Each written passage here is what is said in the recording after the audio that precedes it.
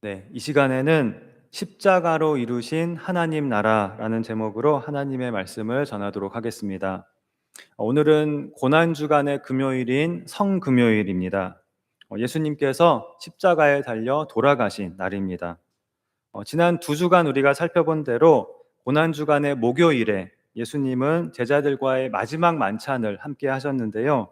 바로 그 밤에 예수님께서 예수님의 12제자 중 하나인 가룟 유다의 배신으로 체포되시고 또 밤새 불법적인 재판을 받으시고 속전속결로 바로 사형이 선고되고 또 집행까지 바로 이루어져서 금요일 오전 9시에 예수님은 십자가에 못 박히시게 됩니다.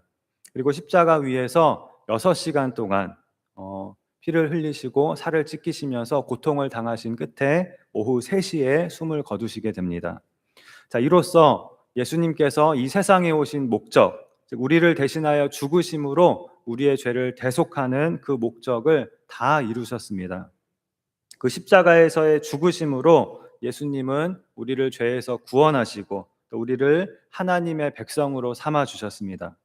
그런데 오늘은 예수님께서 목요일 밤 또는 금요일 새벽에 그 체포되시는 내용인 오늘 본문을 통해서 우리가 예수님께서 십자가로 이루신 하나님 나라에 대해서, 예수님께서 십자가로 하나님 나라를 이루신 것에 대해서 함께 생각해 보도록 하겠습니다. 예수님을 믿고 하나님의 백성이 된 우리는 이 세상의 나라와 또 하나님 나라를 동시에 살아가는 사람들입니다. 즉 우리는 이 세상의 법과 질서 아래에서 살아감과 동시에 또한 우리는 하나님의 다스림과 통치 아래에서 살아가고 있습니다. 그런데 이 두 나라는 중요하게 여기는 가치, 즉 가치관이 정반대일 때가 많습니다. 예를 들어서 이 세상에서는 자기를 높이는 사람이 보통 높아집니다.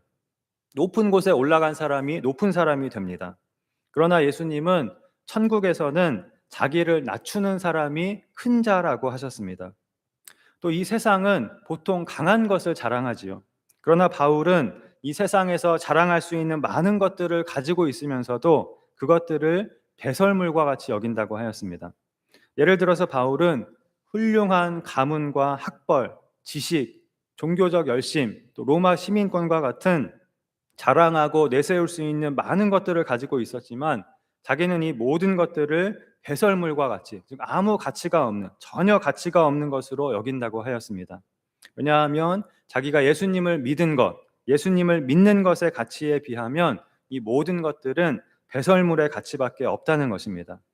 그리고 바울은 강한 것이 아니라 자신의 약한 것을, 자신의 가장 약한 것을 나는 자랑한다고 말합니다. 왜냐하면 내가 약한 그때에 가장 강하고 또 내 능력이 약한 데서 온전하여지기 때문이라고 하였습니다. 자, 이처럼 하나님 나라의 백성인 우리는 세상 사람들과는 다른 가치관을 가지고 다른 것에 가치를 두고 살아갑니다. 이 세상 사람들은 성공과 명예의 길, 넓은 대로로 나아가기만을 바랍니다. 그러나 그리스도인은 고난과 약함을 마다하지 않고 우리가 예수님을 따라가는 좁은 길을 걸어가면서도 그것을 우리는 기뻐합니다. 이처럼 이 세상의 나라와 하나님 나라는 바라보는 곳이 다르고 또 나아가는 방향이 다릅니다. 예수님께서 새끼 나귀를 타시고 예루살렘에 입성하셨을 때 사람들은 예수님이 이 세상에 정복하는 왕, 군림하는 왕이 되기를 기대하면서 종려나무 가지를 흔들며 호산나 구원하소서라고 외쳤습니다.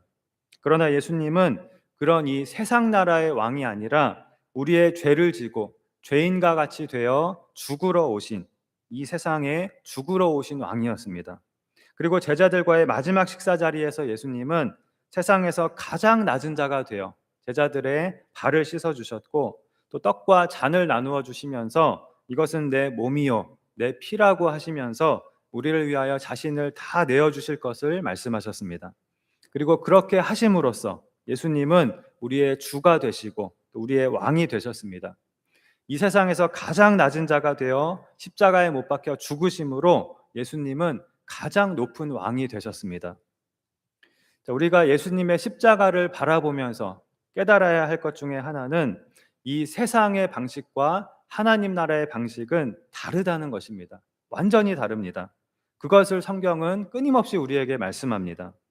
그런데 우리는 이 두 나라를 지금 동시에 살아가고 있기 때문에 이 두 방식이 우리 안에서 자주 이렇게 충돌을 하게 되는 그런 일이 생기게 됩니다. 이 세상은 이에는 이, 눈에는 눈이라고 가르치면서 한 대 맞으면 너는 맞고만 있지 말고 가서 두 대 때리고 와라. 이렇게 말하는 반면에 예수님은 누가 내 오른뺨을 치거든 왼뺨도 돌려대라고 말씀하십니다. 이 세상은 악은 악으로 갚고 선은 선으로 갚아라 라고 말하는 반면에 하나님은 악을 악으로 갚지 말고 선으로 악을 이기라고 말씀하십니다. 그런데 바로 이러한 세상의 방식과 하나님 나라의 방식이 오늘 본문에서 정면으로 충돌을 하게 됩니다. 예수님께서 체포되시는 장면인데요. 예수님을 잡으려는 자들이 검과 몽치를 들고, 즉 이 세상의 방식으로 예수님을 잡으러 온 것입니다. 그러나 예수님은 그들과 똑같이 검과 몽치를 가지고 대항하려는 제자들을 말리시고 순순히 체포되어 가십니다. 심지어 예수님은 자기를 잡으러 온 자를 치료해 주시기까지 하였습니다. 그렇게 순순히 체포되신 예수님은 체포되신 후에 밤새도록 고초를 겪으시고 또 부당한 재판을 받으시면서도 순한 양처럼 저항을 하지 않으시고 그대로 금요일 오전 9시에 십자가에 못 박히셨습니다. 이사야서의 예언이 이러한 예수님의 모습을 잘 보여주고 있는데요. 이사야 53장 7절에 그가 곤욕을 당하여 괴로울 때에도 그의 입을 열지 아니하였으며 마치 도수장으로 끌려가는 어린 양과 털 깎는 자 앞에서 잠잠한 양같이 그의 입을 열지 아니하였도다. 이렇게 이사야 선지자가 예수님에 대하여 예언하였습니다.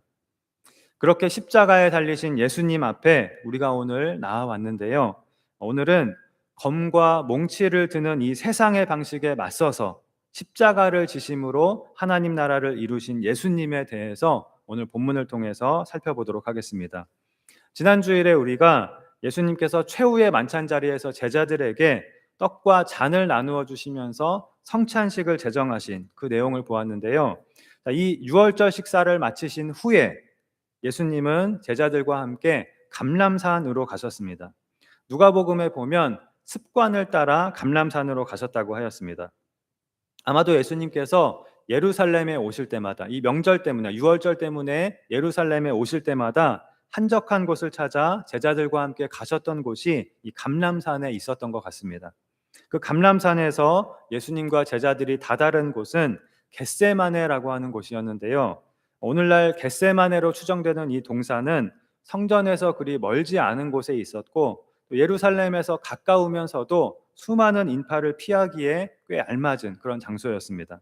이 겟세마네 동산에서 예수님은 잠시 후 자신이 체포될 것을 아시고 마지막 기도를 드리셨는데요. 아버지, 이 잔을 내게서 옮기시옵소서. 그러나 나의 원대로 마시옵고 아버지의 원대로 하옵소서라고 하는 이 기도를 이때 드리셨습니다. 그러나 피곤했던 제자들은 예수님께서 그렇게 3번 기도하시는 동안에 3번 모두 잠들어 있었습니다. 그리고 이 장면에 이어서 이제 오늘 본문에서 예수님을 잡으려는 무리들이 가룟 유다와 함께 등장을 합니다. 43절에 보면 가룟 유다와 함께 대제사장들과 서기관들과 또 장로들에게서 파송된 무리가 검과 몽치를 가지고 이 겟세마네 동산에 나타난 것입니다. 즉 대제사장을 비롯한 종교 지도자들이 예수님을 잡기 위해서 검과 몽치로 무장한 무리를 이끌고 나타난 것인데요. 당시에 많은 사람들이 메시아로 여기며 따르고 있던 예수님을 유월절 인파로 가득한 예루살렘에서 만일 체포하게 되면 그 많은 사람들에 의해서 난리나 폭동이 일어날 수도 있었기 때문에 예수님의 제자인 가룟 유다를 이용해서 예수님이 사람들을 피해 한적한 곳에 계실 때 예수님과 제자들만 아는 장소인 이 겟세마네 동산으로 한밤중에 이들이 예수님을 갑자기 몰래 체포하기 위해서 이렇게 나타난 것입니다. 그리고 가룟 유다는 뻔뻔하게도 예수님께 인사를 하고 입을 맞추었고 그것을 신호로 체포조가 예수님을 붙잡았는데요. 이때 한바탕 소동이 일어나게 됩니다. 예수님의 측근 중에 한 명이 칼을 휘둘러서 대제사장의 종의 귀를 베어버린 것입니다. 예수님께서 체포되시는 이 내용은 사복음서가 모두 기록을 하고 있는데요. 요한복음의 기록에 의하면 이때 칼을 휘두른 사람은 예수님의 수제자 베드로였고, 또 베드로의 칼에 맞아서 귀가 잘린 사람의 이름은 말고라고 하는 그런 사람이었습니다. 그리고 누가복음은 이때 예수님께서 이 말고의 귀를 만져서 낫게 해주셨다, 다시 붙여주셨다라고 기록을 하고 있습니다. 그리고 또 마태복음의 기록을 보면 예수님은 이때 베드로에게 내 칼을 도로 칼집에 꽂으라, 칼을 가지는 자는 다 칼로 망하느니라 라고 말씀을 하셨고, 또 너는 내가 내 아버지께 구하여 지금 12군단 더 되는 천사를 보내시게 할 수 없는 줄로 아느냐라고 이런 말씀도 하셨습니다. 즉 힘이 없어서 잡히는 것이 아니라는 것입니다.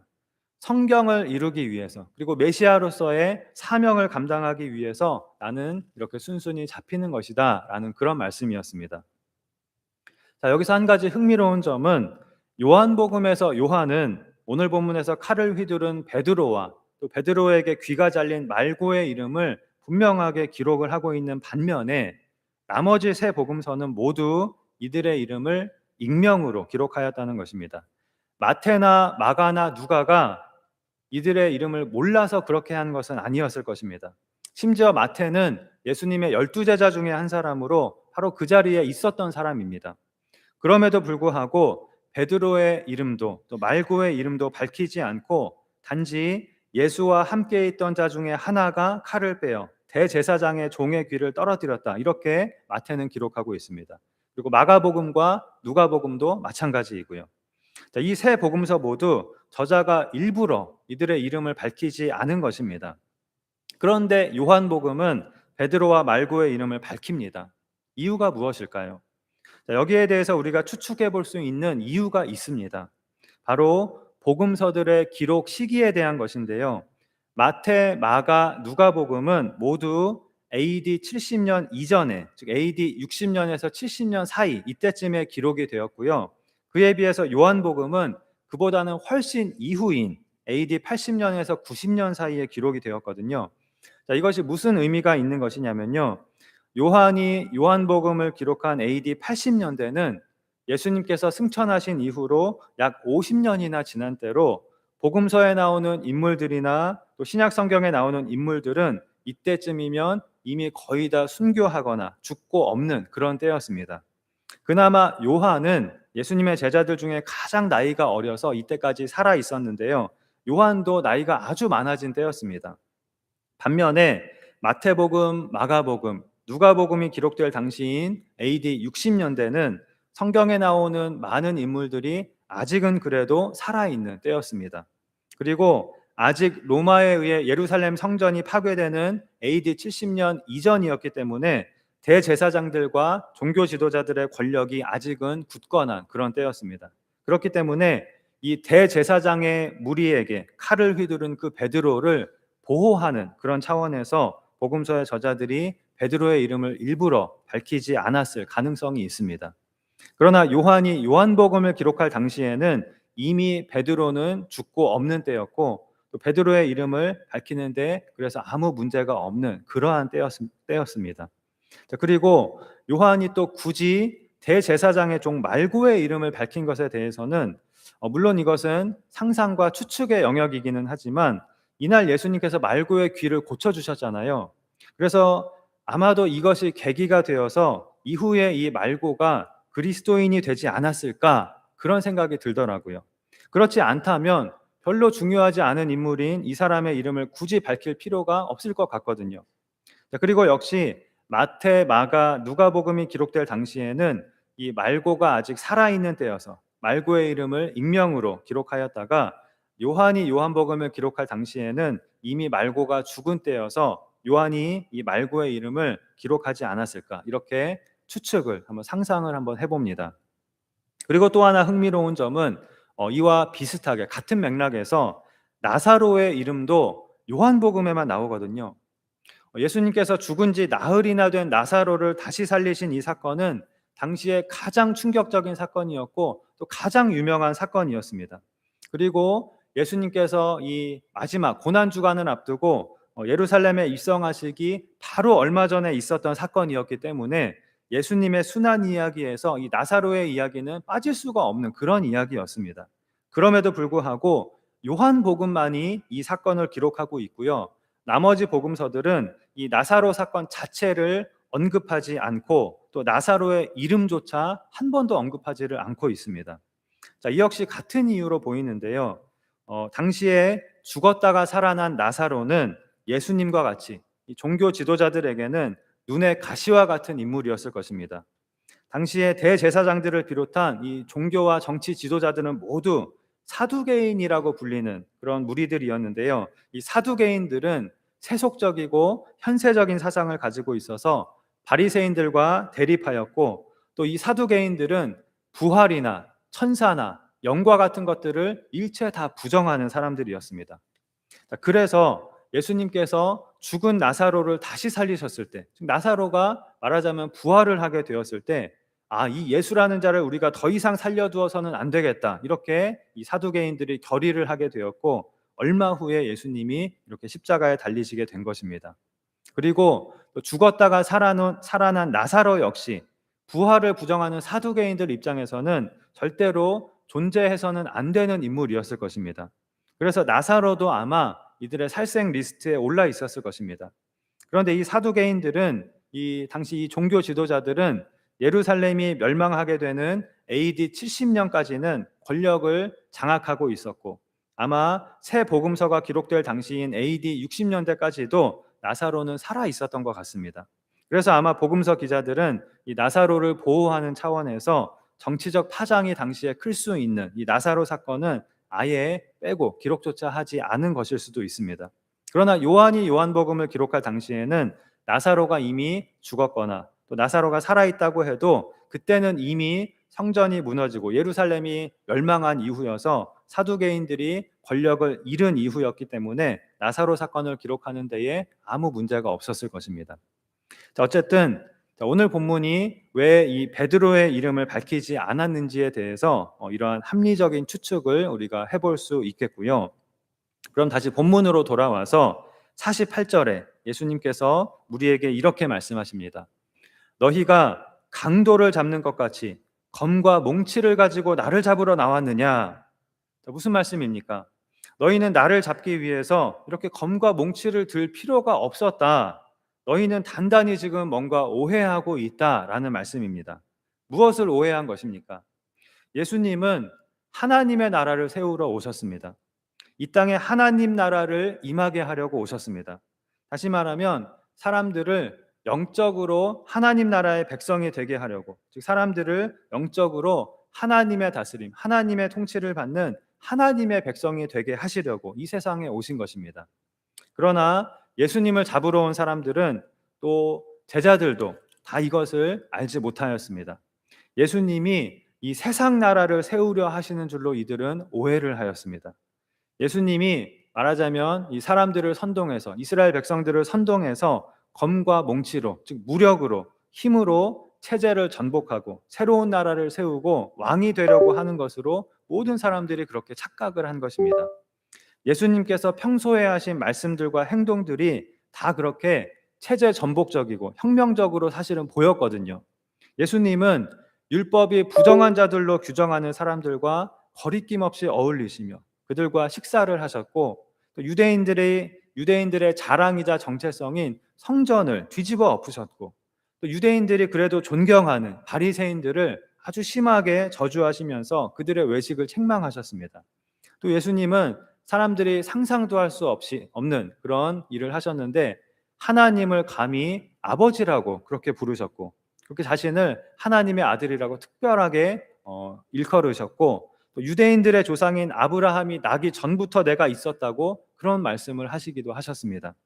그래서 사람들은 이 예수님이 야망이 있구나, 혁명을 일으키고 새로운 나라를 세우려고 하는구나 이렇게 생각하였고 대제사장들을 비롯한 종교 지도자들과 기득권층은 어떻게든지 이 예수님을 제거하려고 없는 죄를 만들어서 뒤집어 씌워서 그렇게 불법적인 재판으로 사형 선고까지 내리고 십자가에 달리게 한 것입니다.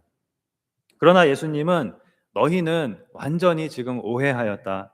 내가 세우려는 나라는 검과 몽치로 세우는 이 세상 나라가 아니다. 내가 세우려는 나라는 하나님 나라이다. 다른 사람보다 높아지는 것이 아니라 낮아져서 다른 사람을 섬기는 나라. 악을 악으로 갚는 것이 아니라 선으로 악을 이기는 나라. 원수를 사랑하고 원수를 위하여 기도하는 나라. 다른 사람의 유익을 위하여 나를 내어주는 나라. 하나님의 말씀이 최우선적인 가치관이 되는 나라. 이런 하나님 나라를 나는 세우러 온 것이다. 그런데 너희는 검과 몽치를 가지고 나를 잡으러 왔느냐? 이렇게 말씀을 하신 것입니다. 이 하나님 나라를 세우는 일은 검과 몽치로 하는 일이 아닙니다. 또 검과 몽치로 막을 수 있는 것도 아니었습니다. 이것을 말씀하시면서 예수님은 무저항과 비폭력을 선언하시고 순순히 체포되셨습니다. 그러자 제자들이 예수님을 버리고 다 도망가 버렸다고 하였습니다. 아마 제자들은 아무 정신이 없었을 것입니다. 고나게 자다가 아주 깊이 잠들었다가 깼더니 갑자기 횃불과 검과 몽치를 든 괴한들이 눈앞에 서 있고, 그것도 자신들의 가장 가까운 동료가 배신자가 되어서 상대편에 서 있는 것입니다. 이 모든 일들이 제자들에게는 너무나 갑작스러웠고 충격적이었을 것입니다. 한마디로 제자들은 아무런 준비가 되어 있지 않았던 것입니다. 그래서 전혀 예상치 못한 이런 상황에 제자들은 황급히 다 도망가 버리고 말았습니다. 그런데 그렇게 갑자기 체포되신 예수님이 만 하루도 지나지 않아서 불과 몇 시간 만에 십자가에 달려 돌아가시게 될 것은 아마 더더욱 전혀 제자들은 예상하지 못하였을 것입니다. 단 몇 시간 만에 제자들의 꿈은 완전히 물거품이 되어 사라져 버린 것입니다. 그러나 이렇게 세상 나라를 꿈꾸던 제자들을 통해서, 예수님을 버리고 도망가 버린 이 제자들을 통해서 예수님은 결국 하나님 나라를 세우시는 일을 이어가시고 완성하시게 됩니다. 오늘 본문에서 예수님을 버리고 도망갔던 제자들이 얼마 후 부활하신 예수님을 만나고 비로소 하나님 나라를 꿈꾸는 진정한 제자들로 변화가 된 것입니다. 예수님께서 자신들의 발을 씻어주신 것의 의미를, 예수님께서 십자가를 지신 것의 의미를 제자들은 비로소 깨닫게 되었습니다. 그리고 얼마 후 성령 강림과 함께 이 제자들로부터 교회가 탄생하게 되었고, 이 교회가 2000년이 지난 오늘날까지 이렇게 이어져 오고 있는 것입니다. 그 교회가 하는 일은, 교회인 우리가 하는 일은 이 세상 나라를 여기서 세워가는 것이 아닙니다. 이 세상 속에서 하나님 나라를 우리는 세워가는 사람들인 것입니다. 그렇다면 어떻게 우리가 그렇게 할 수 있을까요? 어떻게 우리가 예수님과 함께 하나님 나라를 세워갈 수 있을까요? 어떻게 우리는 이 세상 속에서 하나님의 백성으로 하나님의 나라를 살아갈 수 있을까요? 우리가 먼저 알아야 할 것은 우리의 힘으로는 할 수 없다는 것입니다. 이것을 우리는 오늘 예수님의 십자가 앞에서 깨달아야 합니다. 우리가 할 수 없기에, 우리가 할 수 없는 그것을 예수님께서 대신 해주신 것입니다. 그것이 예수님의 십자가인 것입니다. 우리는 결코 나의 유익보다 다른 사람의 유익을 앞세우지 못합니다. 먼저 구하지 못합니다. 항상 우리는 나의 유익이 먼저입니다. 우리 가족이 먼저입니다. 우리는 원수를 사랑하지 못합니다. 우리는 악을 선으로 갚지 못합니다. 우리는 예수님처럼 그렇게 살지 못합니다. 우리의 힘으로는 불가능합니다. 우리의 힘으로는 우리는 하나님의 말씀에 순종하지 못합니다. 우리의 힘으로는 하나님의 나라를 이루지 못합니다. 그래서 예수님께서 우리를 대신하여 십자가에 못 박히신 것입니다. 그리고 그 십자가 위에서 예수님은 말씀하십니다. 나에게로 나아와라. 내가 너의 의가 되어주겠다. 내가 너의 능력이 되어주겠다. 나와 함께 너는 하나님의 나라를 세워가자꾸나. 그러므로 우리가 제일 먼저 할 일은 이 예수님의 십자가 앞으로 나아가는 것입니다. 예수님을 나의 구주로 영접하고 예수님을 온전히 나의 주인으로 모시고 예수님의 도우심을 구하고 성령님의 도우심을 구하는 것입니다. 그것이 첫 번째입니다. 그리고 그와 동시에 우리는 끊임없이 깨어 있어야 합니다. 끊임없이 깨어서 항상 예수님 곁에 있어야 합니다. 그렇지 않으면 갑자기 위기가 우리에게 닥쳤을 때 우리는 검과 몽치부터 들게 되기가 쉽습니다. 이 세상의 방법을 먼저 붙들게 되고 손에 잡히는 대로 이 세상의 것들만을 붙들게 되기가 너무나도 쉽습니다. 그러나 예수님은 칼을 가지는 자는 다 칼로 망하느니라라고 말씀하셨습니다. 검과 몽치로는 결코 하나님 나라를 이룰 수 없습니다. 우리가 검과 몽치를 손에 들고서는 하나님 나라를 살아갈 수도 없습니다. 오직 하나님의 말씀과 하나님의 방법에 순종하신 그 예수님의 길을 따라갈 때에만 우리는 하나님의 나라를 이루며 하나님의 나라를 살아갈 수 있는 것입니다.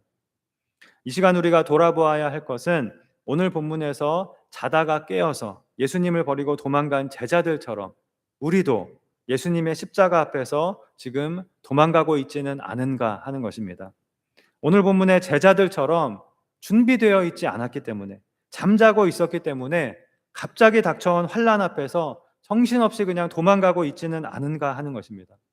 또는 베드로처럼 당황해서 검을 뽑아들고 휘두르고 있지는 않은가 하는 것입니다. 우리를 구원하시기 위하여 하나님의 방법에 순종하시어 십자가에 달리신 예수님은 지금 이 시간에도 우리에게 묻고 계십니다. 너는 어떤 나라를 살아가고 있느냐? 하나님 나라를 살아가고 있느냐? 시험에 들지 않게 깨어있어 기도하라. 칼을 도로 칼집에 꽂으라. 나와 함께 하나님의 나라를 이제는 세워가자. 검과 몽치로가 아니라 하나님의 방법으로, 하나님의 방식, 이 세상의 방식으로가 아니라 하나님의 말씀에 순종함으로 나와 함께 하나님의 나라를 세워가자. 나와 함께 하나님의 나라를 살아가자. 어떻게 하겠느냐라고 예수님은 묻고 계십니다. 이 예수님의 질문에 내 주님, 검과 몽치를 내려놓고 칼을 칼집에 도로 꽂고 하나님의 말씀을 내 손에 쥐겠습니다. 세상의 방법이 아닌 하나님의 말씀으로, 하나님의 방법에 순종함으로, 그런 하나님의 백성으로 내가 하나님의 나라를 살아가는 하나님의 자녀가 되겠습니다. 이렇게 우리가 대답하는 이 시간이 되어야 하겠습니다. 그럼으로써 예수님께서 다시 오시는 그날까지 예수님의 몸된 교회로서 머리 되시는 예수님께 순종하며 또 예수님께서 십자가로 이루신 하나님 나라를 예수님과 함께 능력 있게 세워감으로 우리의 가정과 우리의 삶에 그리고 우리 말씀교회에 하나님의 나라가 충만하게 임하는 그런 귀한 축복이 우리 모두를 통하여 넘쳐나게 되기를 주님의 이름으로 축원합니다. 기도하시겠습니다. 하나님 아버지, 예수님께서 몸과 피를 우리를 위하여 내어주신 오늘 우리가 십자가의 주님을 바라봅니다. 예수님께서 대제사장의 무리에게 체포되시고 십자가에 달려 죽으신 것은 힘이 없어서가 아니라 우리를 죄에서 구원하시기 위하여 하나님의 말씀에 하나님의 방법에 순종하여 스스로 자신을 내어주시는 것임을 다시 한번 우리가 기억합니다. 우리는 주님께서 십자가로 이루신 하나님 나라를 살아가는 하나님의 백성이오니 주님께서 시험에 들지 않게 깨어있어 기도하라.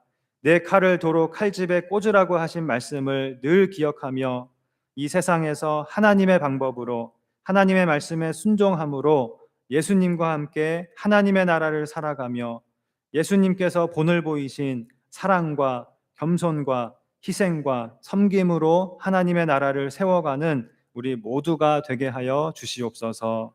감사드리며 우리를 죄에서 구원하신 예수님의 이름으로 기도하옵나이다. 아멘.